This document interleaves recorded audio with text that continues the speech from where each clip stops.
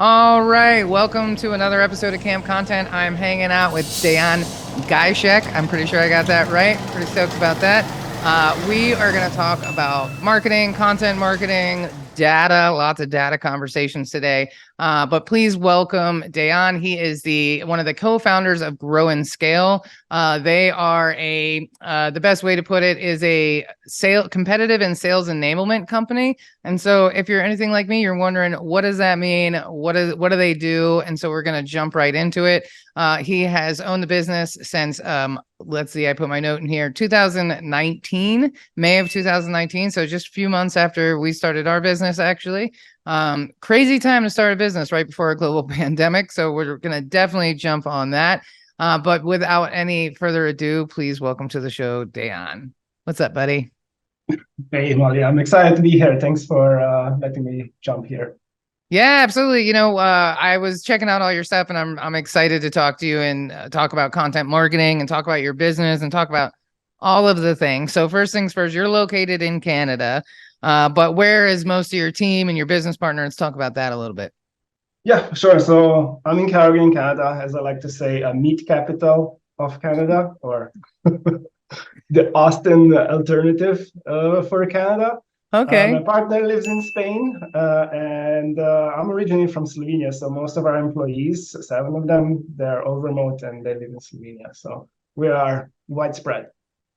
That's awesome. I love that you created a business, but you're looking back to where you're from and your roots and employing people. I think that's awesome. I think this global economy is a great thing when when it's equitable, right? And so that's super cool. Do you run into any struggles or difficulties having a business partner who's not, right next to you or even in the same country? Not really, but mostly because my business partner is probably top 1% best communicator and partner. Like she really knows how to handle everything. So hey, I trust you. We've been going strong for 4 years, and that's it. I mean, I think that's a secret ingredient. Just hey, trust that your partner is going to carry their weight and more, and then you can work on processes and communications. But that's about it. It's nothing secret. And how did you two meet since you're from different places and all that? How did you come together?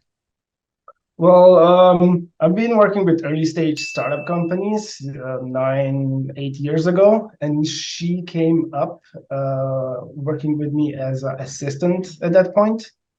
But she was just so good that after a few years, we were like, hey, let's partner up together and create a company. That's awesome. I like that. So tell me, what is competitive and sales enablement? Because I've been in marketing and sales for a long time, and I was like, I'm not really sure what that is. So talk to me like I'm a 5-year-old. Yeah, for sure. Sales and competitive enablement is basically, I can almost say it's like a version of content marketing, but instead of researching, writing, producing assets, collateral materials, and so on for public use, you're actually feeding your sales departments and product departments, customer success departments, so they can execute on their goals. So for example, in competitive enablement market, let's just say that you're competing against and losing deals towards a big competitor, like your annual contracts are 50, 100K or more, and you have to win that account because the lifetime value is just going to be delicious. So you need to arm your salespeople to be as prepared on those sales calls as much as possible. And that's where you're going to research and then create content just based on, let's say, pricing, feature teardowns, sales battle cards, talk tracks, why we win, why we lose, all those materials so you can support your salespeople on the call and they can get all those assets while they're on the call and speak intelligently and tip the chances of winning that deal in their favor. Interesting. So it's kind of data driven, but competitor analysis, essentially. Is that? Yeah, it's a lot of data gathering, but then turning all that data into insights, and turning into a format that sales departments can access and use actually. and then tracking win rates, tracking if they're winning deals against those competitors that they previously lost. And that's how you go forward. Yeah, data is really important. I think a lot of times we just like, create content as business owners, right? You just create content, you put it out there. I mean, a lot of people aren't even paying attention to what time of day. I know if I put up some content in the morning, it'll get like 6,000 views. I can put that same piece of content up at 4 p.m. It's going to get 7 views. It's like, there's a lot of information that you need to look at there to be able to make decisions. And so it's not always the content. Sometimes it's when you put it up or how you put it up. So I would imagine a lot of that comes into play. What is a battle card and why is it important? Yeah, that's great. So battle card is, you can think of it as an index card or a cheat sheet for salesperson. As soon as they have a prospect on the call and the prospect mentions, hey, how are you guys better than competitor A? A salesperson would bring this battle card, and it could be made in Notion and PDF. It's usually 1 or 2 pages, and they see all the relevant information from competitor data, competitor pricing, competitor strengths and weaknesses, and then talk tracks like what should I as a salesperson say in this case to win that deal, or even not even winning that deal, but also ask a question that could inflict doubt into a competitor performance.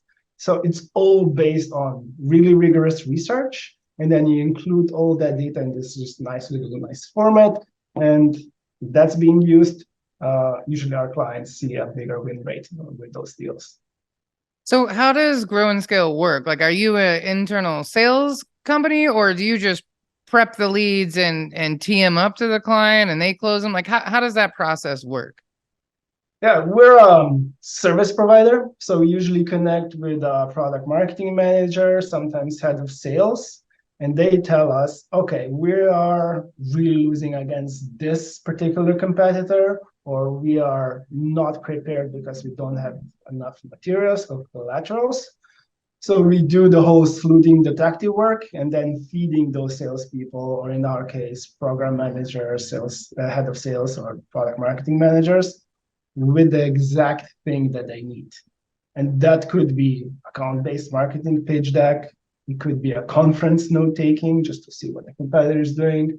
But in most cases, the biggest priority is we need to start winning deals.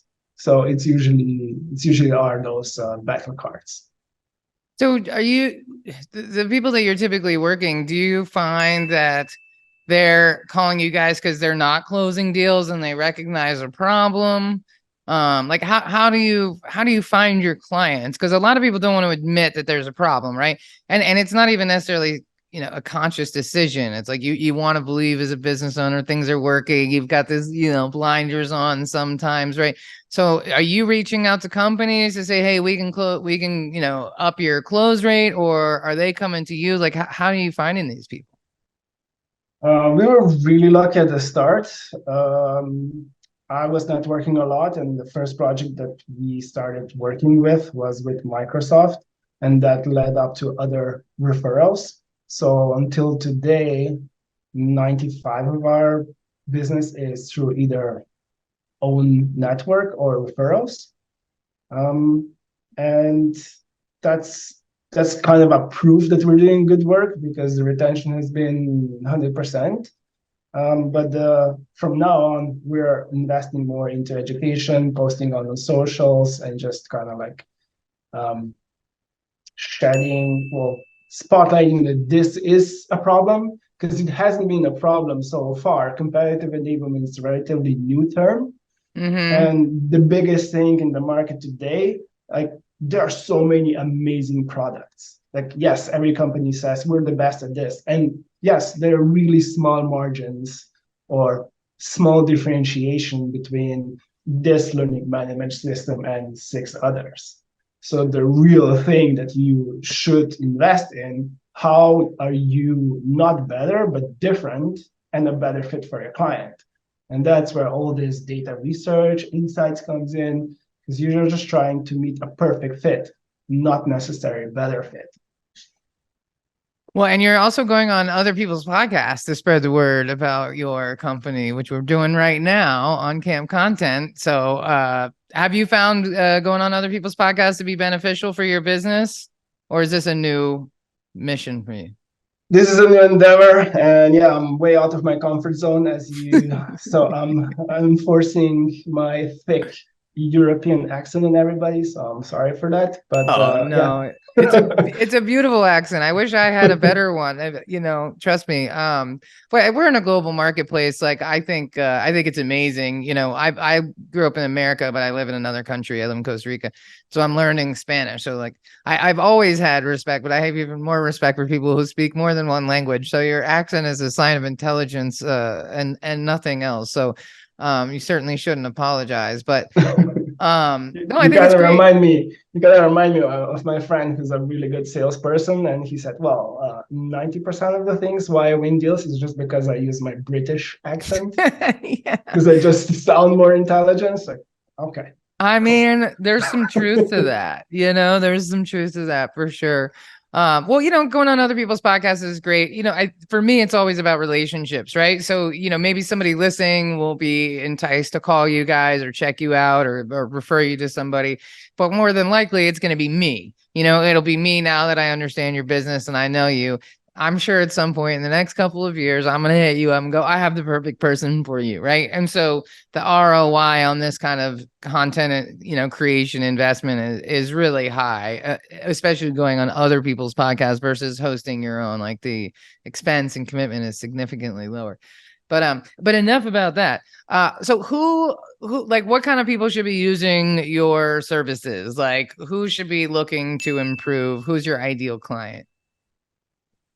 Yeah, our ideal clients are B2B tech companies that are in super heavy competitive environments, which most of them are. For Like sure. if you saw that graph of MarTech tools, like every year it's 2,000 more things. It's 2,000 more. It's like, oh, how many cybersecurity options do we have there? 500. How many LMSs, CRMs, all that data management platforms? There's so many solutions. So we are usually best fit for those kind of companies that have a really enticing high price accounts in very competitive fields, and they just need some differentiation and strategy how to start winning deals consistently. Yeah, I mean it's a thing, right? Because especially with AI, like companies are just popping up left and right, you know, for smaller services, admittedly, you know, especially in the podcast space or written content or video, it's like every week there's a new company that does the exact same thing that the other company did. It's really hard to be different and stand out in that realm, whether it's the video player, you know, or, you know, the editing software or the video clipping tool. You know, it's really all kind of the same platform. It's just packaged in a different UX. So there's a, you know, very competitive space there, and it can be overwhelming for the end user too. It's like, well, how do you know which one of these is better? So I think dialing in on that information and being able to use it in your marketing too would probably be very helpful. Like it is very overwhelming. And then you got companies like AppSumo who are sending you new deals every day. Oh And my you're like, gosh. you know, I have a love-hate relationship with AppSumo because everybody else they're buying, oh, I'm gonna buy this clothing or I'm gonna buy this. Me, I'm just buying software deals from AppSumo. That's how I spend my money. I know I buy AppSumo deals and fonts, like font packages whenever like designing stuff. Those are my Achilles heel. But you got to love a lifetime deal. I mean, you can't argue that. There's a few software programs that I use that I bought a lifetime deal on, and now 5 years later, I've actually saved a significant amount of money not having to pay every single month. So, shout out to AppSumo. But all right. Free So let me. sponsorship. Yeah, I know. What's up, AppSumo? That's a great idea. I'm gonna hit them up. But so let's talk about how does content marketing fit into, you know, competitive and sales enablement roles? Like, how do these worlds come together? Yeah, that's the story about how our company came to be and why we pivoted. Because we started with content marketing and we got really good at it. Because content marketing is basically win all, kind of like sandbox. And you have to do thorough research. You have to know your customer. You have to know the company, their guidelines, their vision, mission statement, all that jazz. That sounds kind of like there's so much things, just write me a blog post. But it's not like this. You have to create the best article, the best blog post, the best case study. And that requires a lot of research.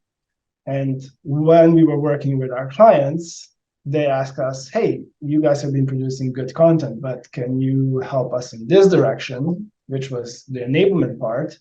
And we said, oh, we haven't done this before, but let's give it a try. And the good thing is there's a lot of overlap because you're still doing research. It's just maybe like 3 levels deeper. Right now, it's not just the customer or just the client company. Now it's looking at the competitor and sleuthing their social media channels, reviews, forums, anything that we can get hands on, and then producing content. Because you have to produce content, but instead of producing content for external use, you're using that content to feed internal teams within in your client contract. And the good part is you can see there's a lot of overlap. But the good part is with content, sometimes you will have to wait 3-6 months for SEO juice to kick in, or you just have to force it with paid ads to see how that is performing. Because we're feeding internal teams, we can get feedback quite fast. Because, okay, but last quarter we had this amount of win rate on the competitive deals.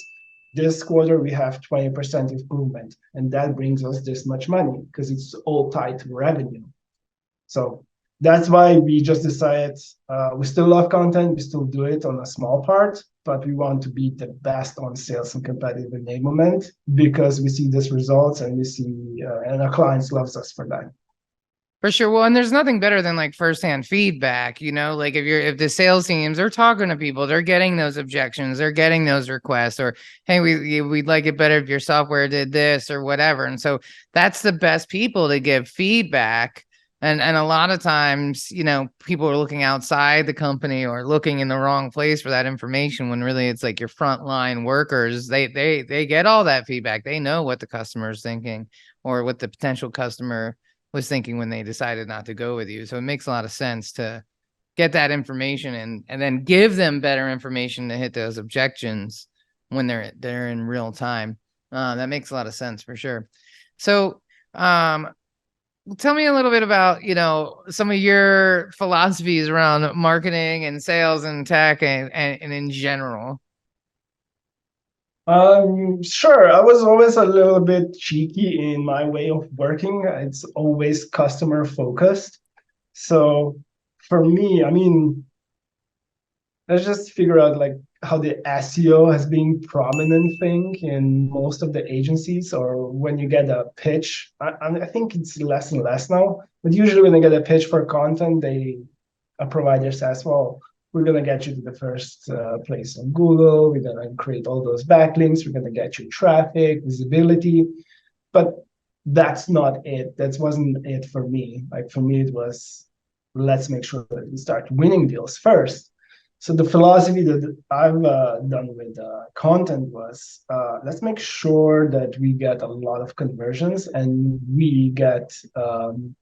we have the best possible content that educates and brings value to the reader, and make sure you have the right reader first, and then we can go into the SEO play. So it's all about, I would rather have 50 people that are potential buyers than 5,000 people that come and check my, I don't know, 39 ways to post a social media post. I don't know.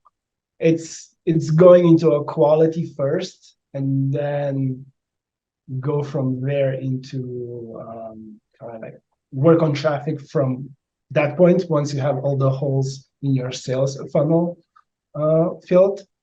So that was always my approach, and it's been working for the last 3 startups that I work with, and it still becomes like my major red line in the career. Let's make sure that there's quality there.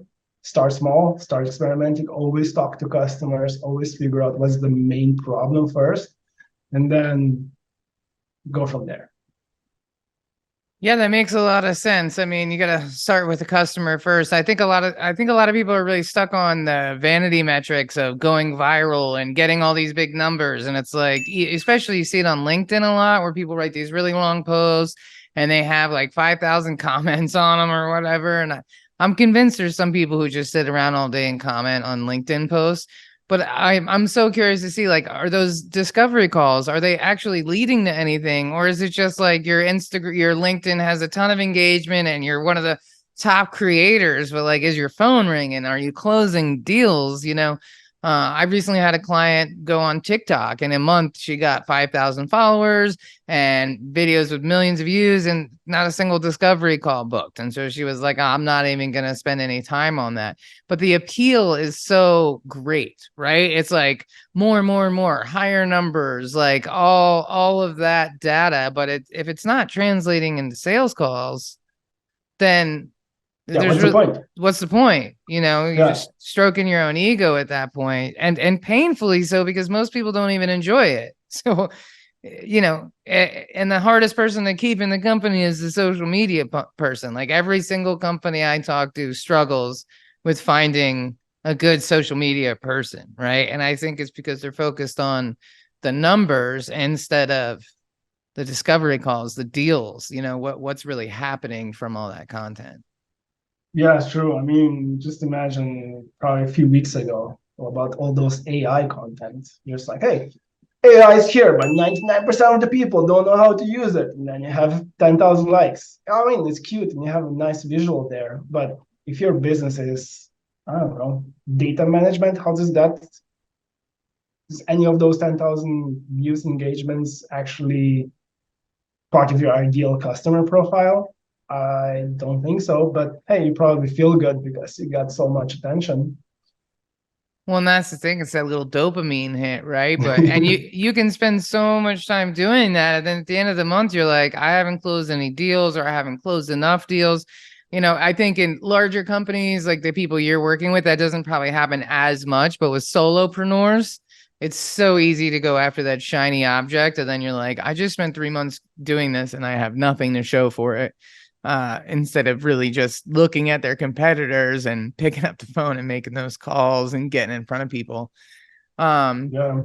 So tell me, what is the best way for people to find you, to work with you? I had to ask you because on your website, the Scale and Grow, you have a free competitive enablement audit.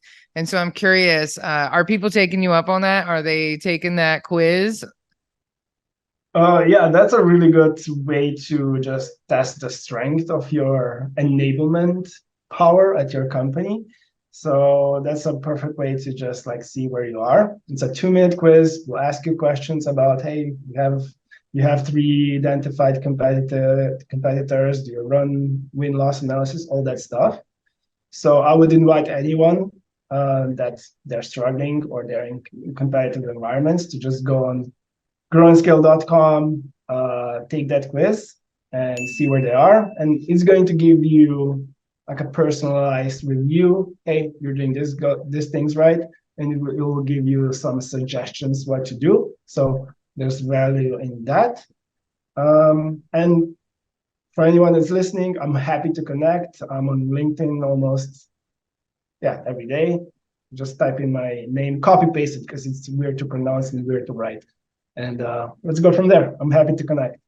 That's amazing. Well, I definitely appreciate you coming on the show, Dejan, and hanging out with me and answering some questions.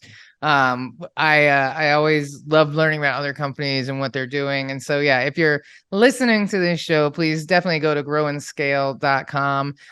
Take that free competitive enablement audit. I'm going to take it because why not? If you can get some feedback on your business and it doesn't cost you anything, that seems like a really great idea to me. So, thank you for coming on the show. And for everybody, please head to the website, take the quiz, follow Dejan on LinkedIn. He's super popular. He's got like 9,000 followers. He is a famous guy on LinkedIn.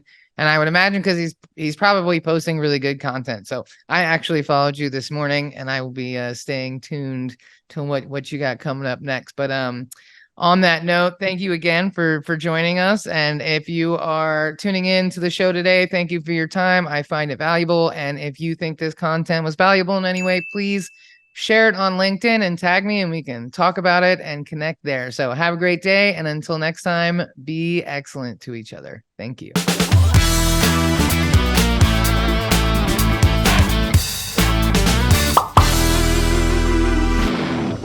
Produced by Heartcast Media.